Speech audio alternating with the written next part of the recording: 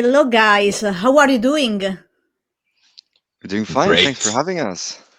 Yeah, thank you. And we had, like this amazing gig just last night. We're just like a little bit tired from that, but otherwise it's been a great time. And yeah, we've been Yeah, looking forward to this, talking a little bit about everything regarding yeah, Terravia. Mhm. yeah. So, yesterday you had a gig. Where was the gig? So it's just a small town 1 hour north from where we live. So this is in Levanger. We're living in Trondheim, which is like right in the middle of Norway, just like Yeah, yeah, geographically, just like right in the middle. And that's pretty much where we have been starting and playing until now. Like we're finally going to Oslo soon and getting out of Trondheim. But yeah, Yeah, yeah, it yeah, feels good to expand a bit and to play outside the town. yeah, exactly. Yeah, even if it's just 1 hour, it's like, yeah, this is, a little bit of a different crowd and yeah, yeah. How was the gig? It was amazing. really fun. Yeah. Yeah, we had absolutely amazing audience response. That's always like the best thing that you can ask for. We had just such a varied audience as well. We had some teachers. It was actually at a school, a university, so Yeah, it was some teachers from the music program they have there, some students, some other people that just wanted to see some cool prog, I guess. And yeah, it was yeah, great. Like everyone just had a good time together. So we kind of, just had this really good audience interaction. yeah. That's nice. Mhm. But let's talk about your band, Terravia. So, did I pronounce it right? How do you Absolutely. pronounce? It's Yeah, it's even better than we pronounce it like the American way, I guess, Terravia, Yeah. but it's Terravia, of course. It's kind of yeah, a wrongly or abbreviated version of Dirt Road. It all started with a kind of like we're bound to the earth, we're bound to, like as humanity, we're bound to earth and we're moving forward on that road. And it was just this kind of putting two earths together, kind of, yeah. Mm. So that yeah. that was the name, how that started. Okay. So, you start in 2021. Am I right? Yeah. Yeah, Right. very small start where we weren't really the full band we are now. That was until I think it was 2024, late 2024. We had a full band actually coming together for the first time. Yeah. But yeah, it was 2021 when we first released a single, and we were starting as a studio project. Really, like we had four members playing seven instruments, I guess, or six Yeah. instruments. So it wasn't really adding up, but it was yeah. Crystallized was the name of that single. Yeah. So whose idea was to put up this band? So it You should was say a you, joint effort. Anders. Yeah, You maybe like started. Finally, we should come together because we, as a friend group, have been in different projects up until now and different names and everything, but from different cities. I was in Oslo. Anders was in south in Norway, and we were still collaborating as friends and with music. But finally, we were in the same city, and it was like, yes, let's do it this time. And exactly. we produced the song Crystallized. It was in a pretty short amount of time, and we just published it and said like, yeah, let's do it. And then of course we had to stick with the name because we published it, right? And we just continue rolling from there. Yeah. Exactly. And it was really a project that it has been in the making since maybe even 2015, Oh yeah. where we all wanted to kind of make this prog metal rock blend project, but it never happened as a full band. We didn't have the people, we didn't have the well, time and everything just kind of flew by, and eventually we finally got everyone together. Until then, it was just like I played in a very cool but never released project with Rohan Sharma. His name is for playing Okay. in I Built the Sky, I believe, and he's playing this solo project, keyboard player, amazing player and person. And we all kind of just wanted to do prog, but in Norway, it's not really a scene amongst the musicians to actually get enough people to play that. So yeah, eventually we ended up with a drummer that's 40 years old. We have three members that's 33, including us, and then we have two very young guys that came just out of music school that are 21, 22, and it just works. Amazingly Like that's kind of talented people. Yeah. yeah, right. We just had to kind of just disregard the age, disregard everything else because the music Is that what we all what wanted to you make. together. Yeah. Yeah. Exactly. So that's just how that happened in 2024. We finally found those guys, and we were like, okay, now we have a band. Now Terravia No. actually exists as a full band. Yeah. It felt really good to just finally be everyone, and to feel like this is really Terravia. This is not something that can happen. This is happening. Yeah. So you are going to release your debut album, A New World, in 2 days. 2 days. That's right. Yeah. 2 days, because end of February and March 2nd is the release day. So what can you tell about this album? Oh, it's a Where to start? yeah, right. I would just in a few words say it's an exciting journey that kind of follows the years that we were making music while the band was coming together. So it all started with Arcane Horizons, where we were still kind of in the early days of just having a few members. That was a very modern kind of approach to the metal, prog metal genre. We have Crystallize, which is like all of the drums, for example, are MIDI drums. They're very like a very specific sound. I would maybe define it more like towards periphery, Haken maybe. It just depends like on the kind of subgenre. And what we really wanted to do was to go more towards the older, maybe like mid 2000 Dream Theater, maybe even towards like 80s, 70s prog bands that we like. And this album is really just moving us in a direction of like what we're supposed to be or what we want to be. Arcane Horizons, like I said, is very modern. You have songs like War, which was also written kind of in that intermediate period where we had some ideas and we kind of wrote the song as 4 members instead of, or we were just like, spending years making the demo. And then finally we had stuff like Strive to Endure. The drummer came up with this excellent song just by himself. And then we kind of made this ballad. And A New World had existed as a demo in many forms for like 10 years, I think. So a lot of these songs in this album is just like, now we're putting everything we have together. And then the next album will be more like, okay, now we're actually making this music from nothing. We're starting from scratch. Everything is fresh. Everything is this is the band. But this is more like everyone is making their contributions, but it's like the music has really existed for many, many years. And finally, the people will hear it.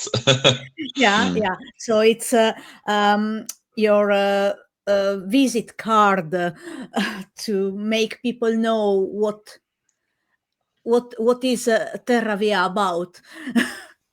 Exactly, and it's just so many things, so many different songs, so many different genres. Usually, the debut album is always the one that you put your roots in it, and then the next album is going to be something different because every band experiment and then try to find the sounds that want.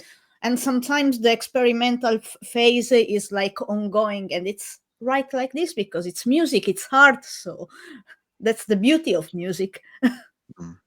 Absolutely. And we really wanted to try something different for the new album, but the roots are there. We can still see for the first album, this is kind of the core idea of who we used to be as a group in, as Anders said, like 2015 to 2021, and now we're moving towards a different thing, trying to evolve a little bit. And who knows, for the third album, maybe we go back, maybe we go even further out, so maybe we do complete black metal. We don't know, because we just let inspiration take us wherever it wants. Exactly. What about the lyrics on this album? So that was also kind of a collaboration, I would say. Petter, our vocalist, he wrote a lot of the lyrics, or at least consolidated a lot of the stuff that we had. Because as lyric writers in the band, we are at least 4 people. Myself, the keyboard player, Petter, and our drummer. And all of us have kind of put our ideas together. Petter has made it into the lyrics that we hear on the album. And the thing was that we really wanted to have an album that was not really a concept album, but more like towards what is humanity, what is exactly happening with the world as we know it today. Even the title "A New World" is just this concept I had of what happens if we destroy the Earth. Well, maybe some people will just move to a different world and they will start over, but they aren't really. And it's like this kind of melancholy in that regard, that is like, well, are we able to do that? Are humanity doomed to kind of just repeat history? So it's an interesting kind of just idea of humanity and how that interaction and how the essence, like the feelings and the stuff that drives us, the passion, is shaping the world that we live in. Hence, A New World. War obviously has a very anti-war theme.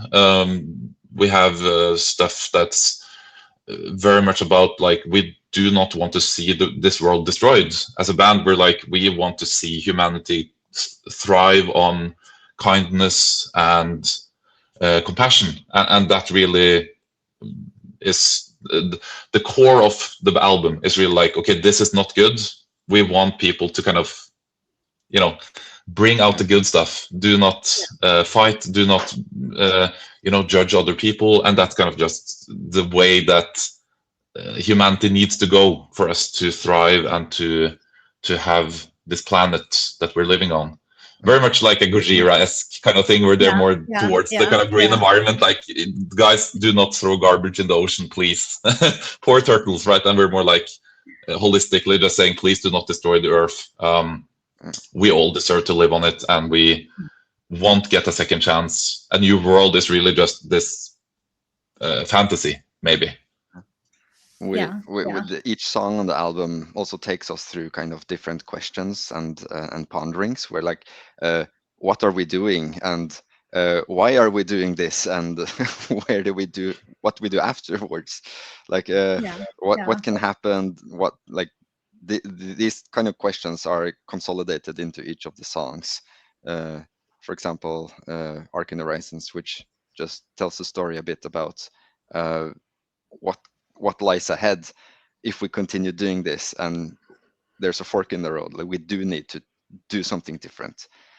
And then the Origin, which asks a bit about why are we like this, and of course A New World, which is where are we heading?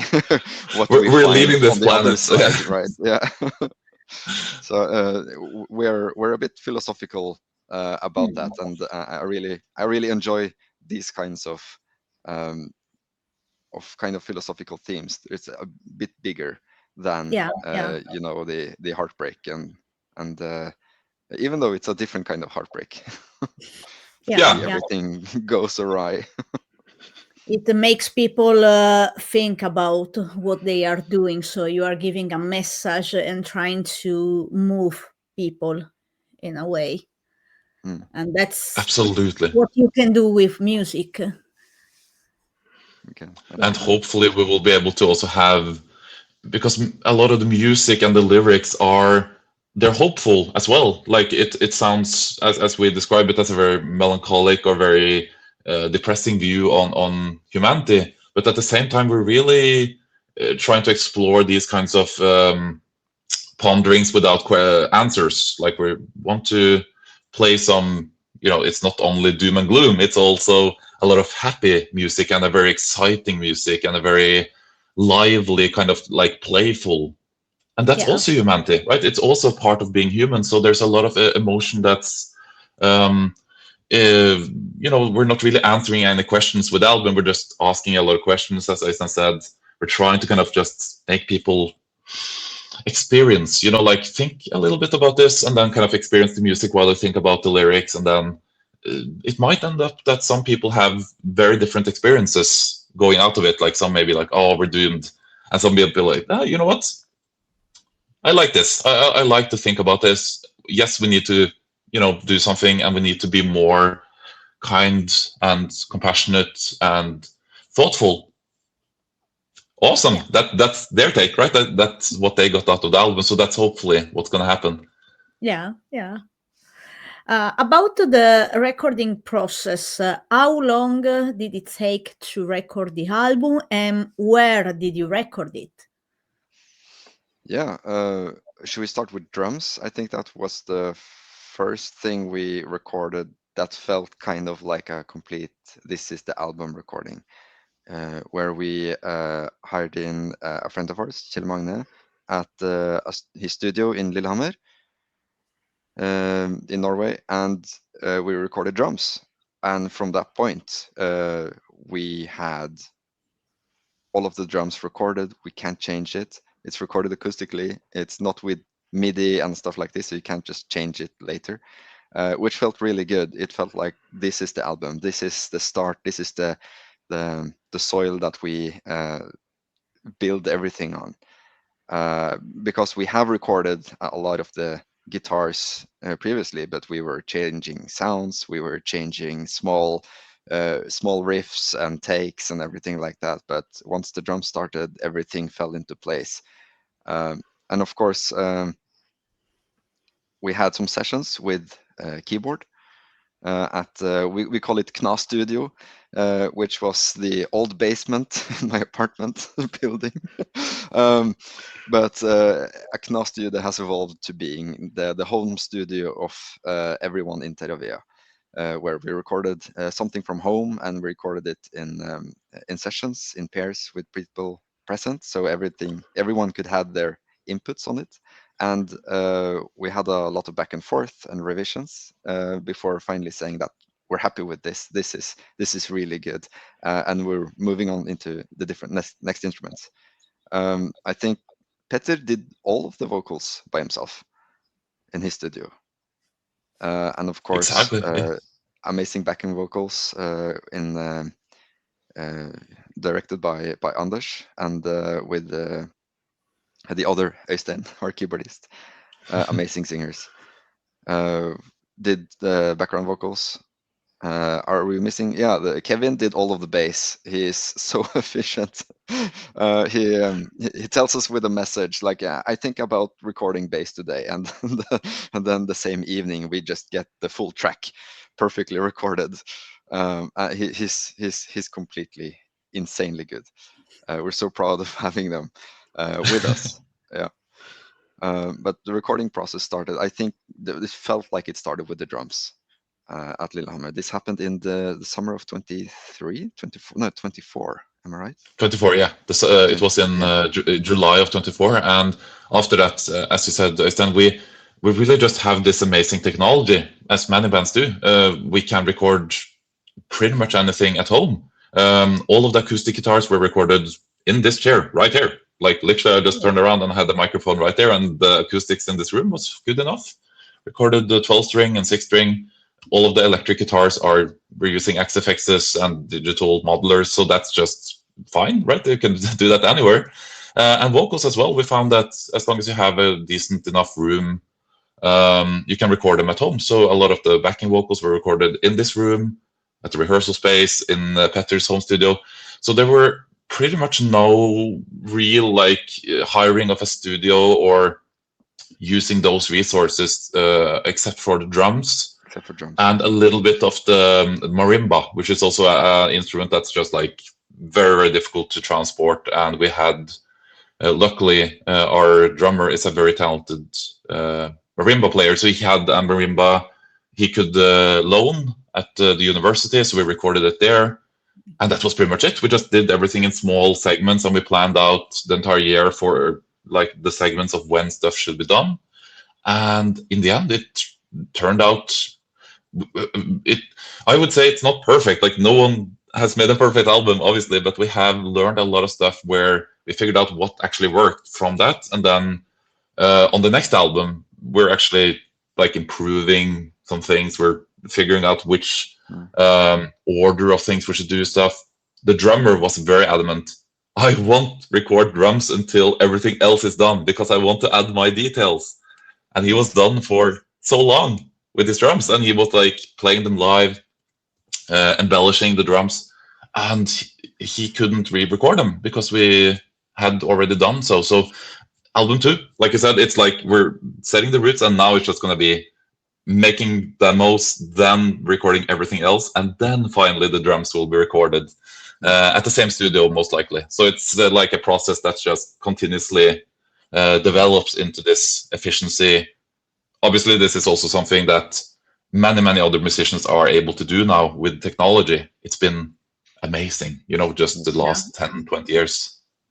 We also want to mention, though, that for Arcane Horizons and New World, Rohan Swarma was we engaged him to play keyboards on the songs, because this was before we had our new talented bassist and keyboardist with us. This was when we were a 3 group in 2023 or something, or early 24. No, it was later 2024. Yeah, we engaged Rohan Swarma to play keyboard, and he did an amazing job on that. But as I say, Anders, a recording process is never ending. It's always evolving. Already for Crystallize, we're changing bits. We're playing it live differently. The songs are evolving, and when you have the possibility to always change stuff when you are recording at home, you can always go back and say, yeah, I'm just going to change this a little bit, and the song is evolving a little bit always. But it feels good to actually go into the studio, for example, for drums, when you can say, this is drums, you can't change it, this is what the song is now. And I feel that it's a good base to base everything on, because if not, you're never finished. The album will be out in 2030, maybe it's still a demo, Yeah. The paradox of choice, essentially. We're learning to put time frames on everything and say there is a deadline, we have to be done, and we can't change it after that. This is the hardest part of recording, when it's so easy to just do everything again and a little bit better or a little bit different, right? Yeah. Did you meet any other challenge while doing the recording, or was quite easy? It was a learning process, to say the least. Yeah. Oh yes, so many problems. Where do we even start? We had issues with the snare drum, for example, that we figured out during the recording process. Was like, oh, we recorded an entire song and the snare was kind of out of tune, and we didn't figure that out until the mixing process, when our mixing engineer was like, the sound of the snare changes throughout the song. Guys, what do we do about this? So he with some magic he made it work, but it was really just this kind of, every problem that could happen happened, and we figured them out one by one, as you said, Christian. When you have this, okay, this problem exists now, let's just note down what happened, and then for the next one we'll hopefully have something to go on when those problems arise again. We acquired new people just in the middle of the recording process and also the writing process. So we had a choice to either say, no, we're writing this album, just the 3 of us or just the 4 of us, and then you come in on the next album, or we take a step back, we remove some stuff, and we allow for changes and rewrites, and to include them. And we did that. We said, okay, let's push back the release a little bit and let you guys in on this one, which I think have done an amazing job for the quality of the recordings, really, because it feels like they're on the album, which is really motivating, because it's a completely different sounds. They're recording their stuff so much better than we could ourselves, and it's just elevating the whole album. So we're really thankful that we did that decision, that we took a leap of faith and said, okay, we're sacrificing some time to to be a band from album 1? Yeah, we have the entire band that we are. Terravia is actually playing album 1, which is exactly what we wanted to have happen. And of course, we had guest musicians, but in the core of it, we had all the 6 members are doing their thing, and we're starting to get our roots, as you said, Christina. It's really starting to show kind of what we can become going forward. Yeah. And talking about live, so you played now in February, yesterday, and also 1 week before, or when did you have a gig? And now you have other gigs coming in March, April, and May. So how do you feel about those upcoming gigs, and what people can expect from your live shows? Good question. Yeah. We're excited. I would say we're really excited. Yeah, absolutely. And honestly, it's been very, very exciting to see that development happen as we play the shows, because we're learning as a pretty new band. We have played in other projects before, and I played in many, many other instances, played Bloodstock back in 2019 with a power metal band, and I've been out on the road before, but it's just with this group, we have kind of found our way of doing things. And it's fun and it's engaging for us and the audience, and we're enjoying ourselves, and it's just becoming this kind of prog music is very typically not relatable to having a very good kind of engaging live show within, like some bands do, but most of the bands are more about just playing the music. You could preferably sit down while listening to it, and it would be just this kind of almost like a classical concert. Well, what we're doing is more towards that kind of rock show. You're going there and you're getting, we're jumping off the stage with our wireless units and getting up in your face, and we're getting the people to join us in the singing and the dancing, and just everything is so engaging and interhuman. Like we're engaging new people. That's what people can expect. Just be part of the show. They will be able to enjoy some complex music, yes, but it's also very engaging, and I think that's pretty much what we want to achieve in the long term as well. Just as you said, we're playing a lot of shows, some in Oslo, some in Trondheim, and it would just be this gradual improvement towards this. Let's just get the crowd involved. Let's make more music that has crowd engagement as a part of it, or just what can we do to make this for the audience the most enjoyable show possible. Exactly. My goodness, that would be like if people go from our shows with a smile on their face and warmth in their hearts, then we have achieved our goal. We know we do. We know really we do. I think we're smiling from ear to ear after that gig, seeing known faces, seeing new faces. It's just so just motivating and engaging for us, and we hope that bounces back into the audience again, where we're just having a really good time, and together with the audience are just having the time of our life, really. And we hope that kind of reflects back and is visible, just to see the joy that we're having together. But this half year, this spring and summer, it's gonna be a busy one for sure.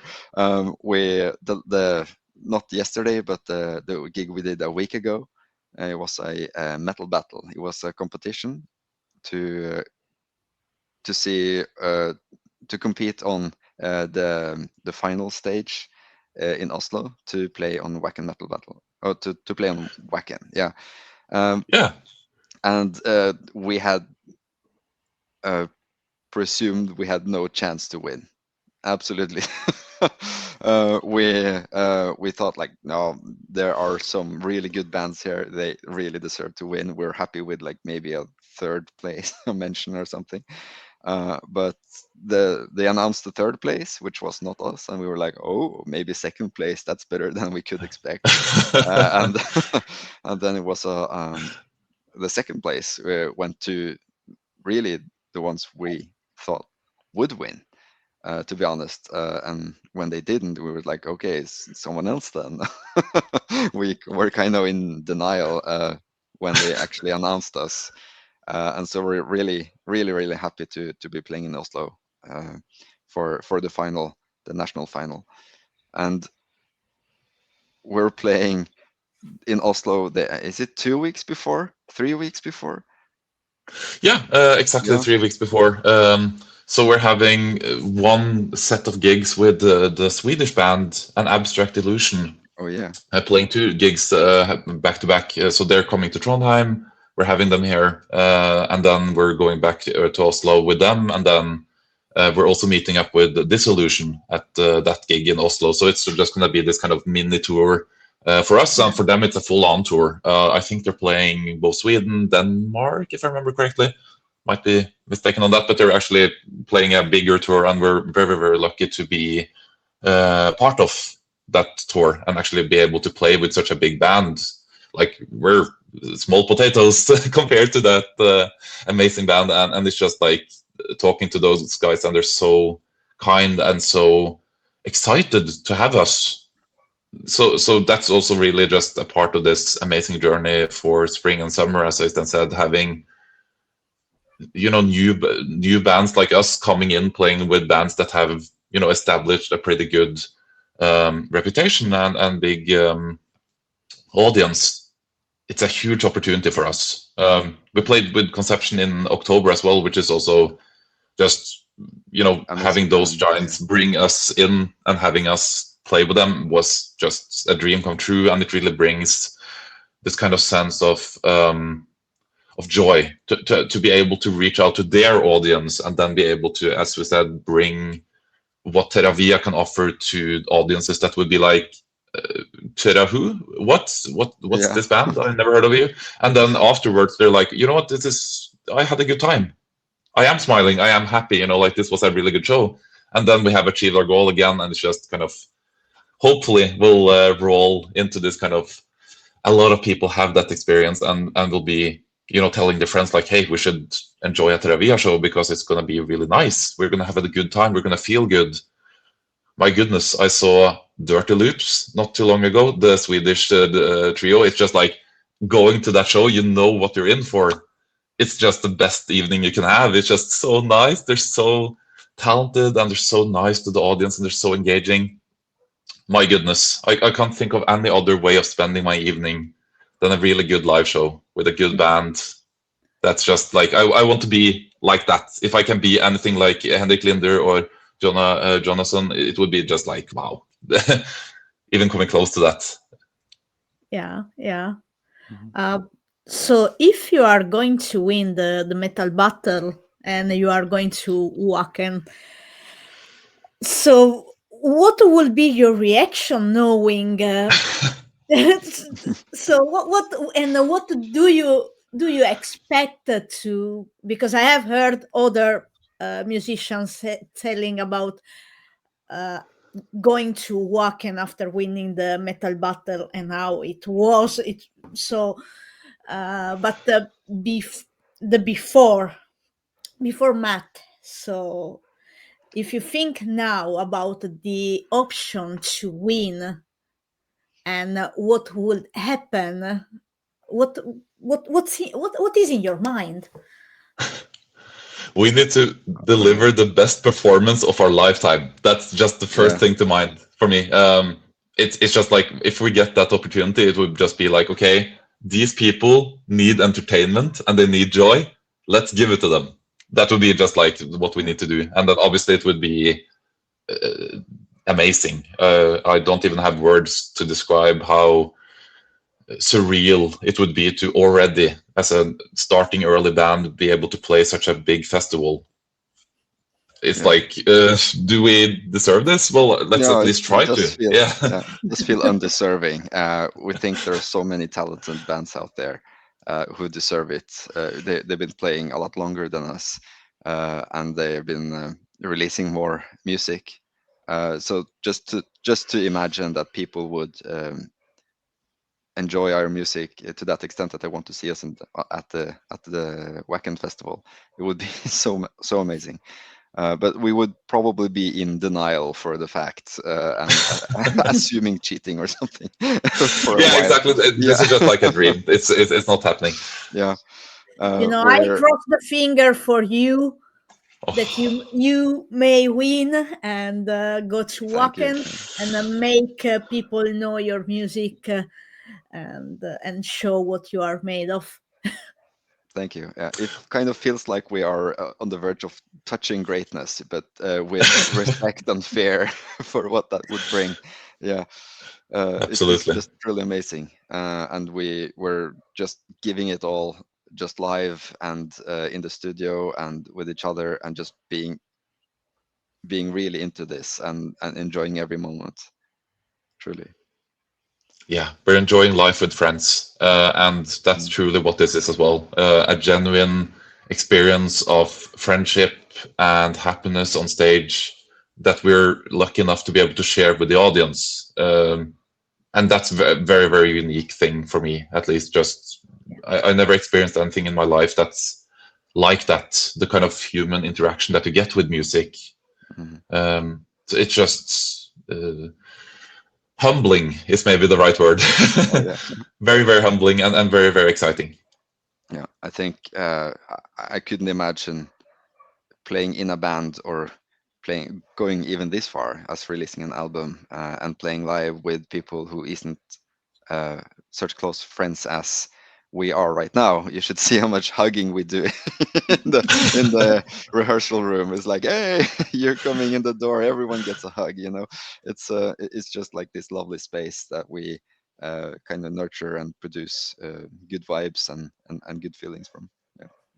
That's nice. Yeah. Very. Yeah. Let's talk about your influences. So, what are your main musical influences?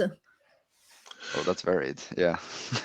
Yeah, That's I mean, we could probably put it into like two main genres because there are, at least in my mind, two very specific things happening in the prog scene. You have a very modern, it could be gent, it could be something that's more inclined to like modern dream theater maybe, but also more towards even Meshuggah or Animals as Leaders. You have a very rhythmic or even very powerful kind of drum and bass. Kind of driven sound.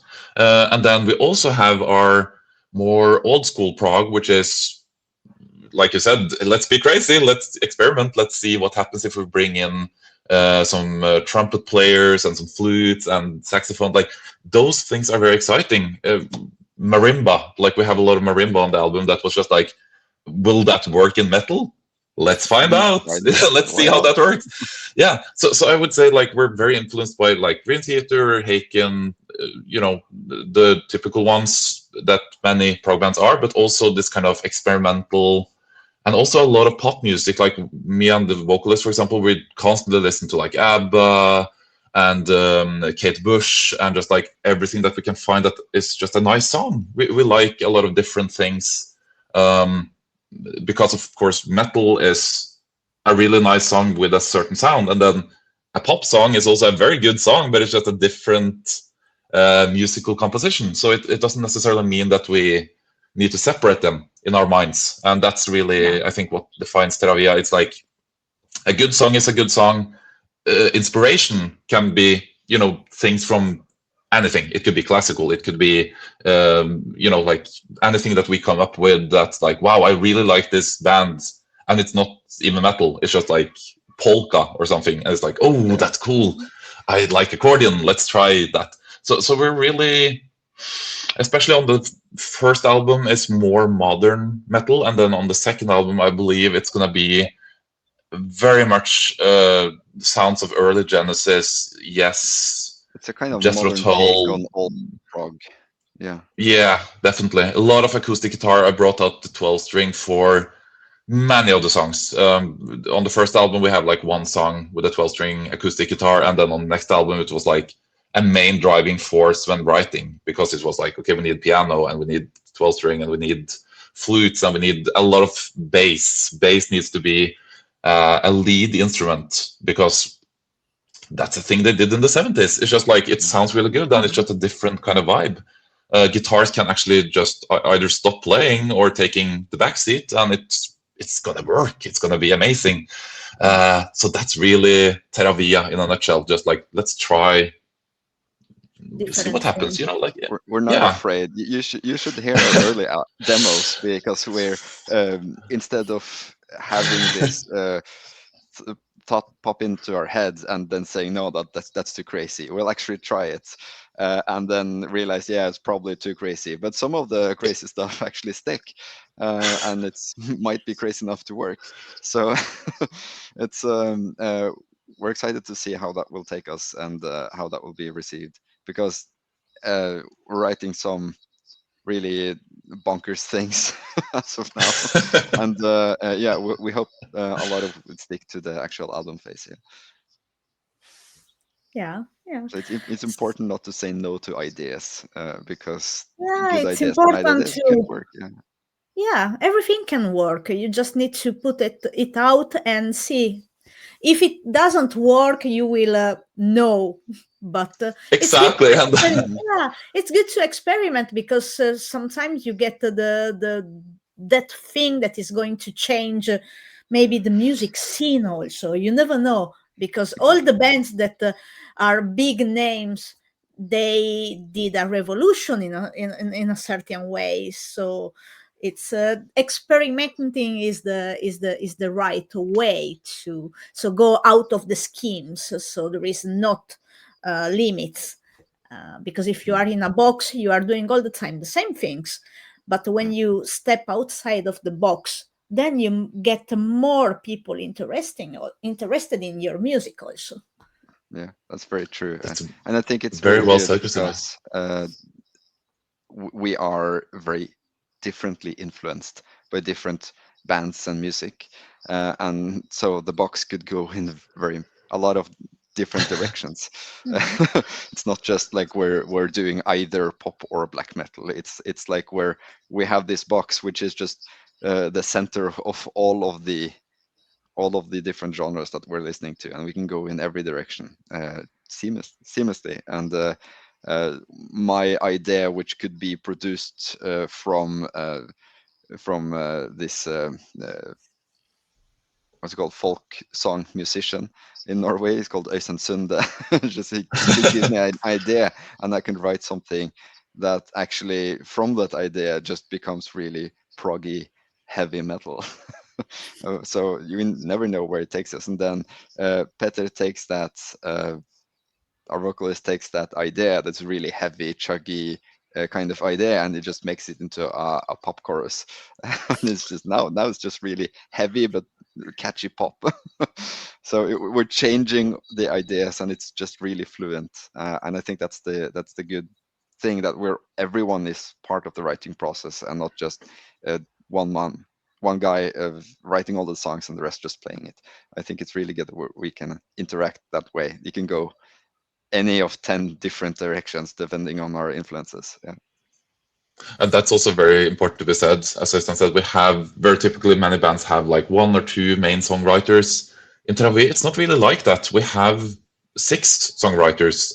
We had equally, contributions from everywhere. Like I said, the ballad on the album is written by the drummer. Like, he came with the entire song, like, written out in notes, because he's a trained classical musician in marimba, and in addition to being a great drummer, he's also very musically fluent, and that made a lot of that work very interesting, because, as you said, Christian, you have this kind of, okay, this is not in the box of Terravia, this is like the box, and you're over here with this new song, but who knows, maybe it could become amazing if we experiment, if we try it, and it turned out into something that wasn't really what we expected or like set out to do, but sure enough, it kind of worked, and then we worked on it, and eventually it turned out into this kind of guitar driven, but at the same time marimba driven. Like, there's a lot of marimba playing in that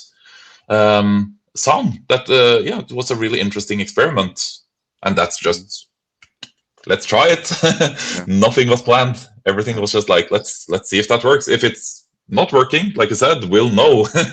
People will tell us, and we'll try something different. Wow, that sucked. Yeah, we will take that. Like, people can love it, people can hate it. It's about, for us, writing the music that we really think is good for us, and things that we think is really cool to listen to.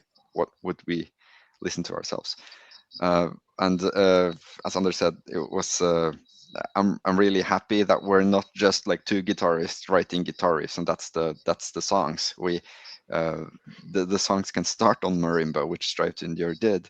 It wasn't a marimba original idea, and we can do stuff as guitarists. We don't have to play all the time. We can realize that the best thing to do right now is to to shut up and let the other instruments do their thing. Yeah. We don't have to always be doing something as guitarists, which is. I must say that's a rare thing, because guitarists usually tend to play all the time. Yeah, all the time. And there's like, there is room for me. I know there's a room for me. I remember when I had a band, and the guitar players were quite wild. It can be a bit too much. There are other instruments on the stage, you know. Look, there's a keyboard. There's bass. The best thing you can do is to take a step back and to see what the other ideas are, and then not just transposing it into guitar stuff, but to let the other instruments be and be in front and take charge. Yeah, I think that makes the music a lot more variable. It's possible to be a little bit to have different feelings, because if you play something on guitar, it could provoke a different feeling than if you play it on a different instrument, which marimba is really good at provoking some feelings that we can't do with the traditional instruments.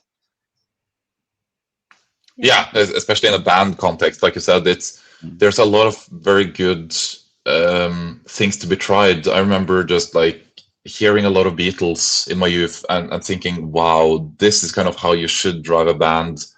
After the point they stopped playing a lot of live and they started experimenting in the studio, I just thought, okay, this is what I need to do when I play in a band. We need to experiment. We need to do whatever with the new, like you said, there's a revolution happening all the time when people dare to try.